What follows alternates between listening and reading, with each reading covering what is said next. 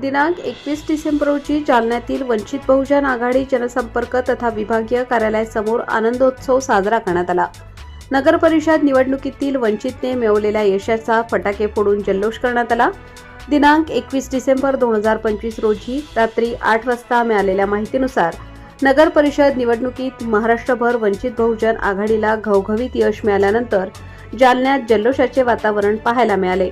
राज्यभरात वंचित बहुजन आघाडीचे 104 नगरसेवक आणि 5 नगराध्यक्ष निवडून आल्याने या यशाचा आनंद जालन्यातील वंचित बहुजन आघाडी मराठवाडा विभागीय जनसंपर्क कार्यालयासमोर फटाक्यांची आतिषबाजी करण्यात आली व कार्यकर्त्यांनी एकमेकांना पेढे भरवण्यात आले।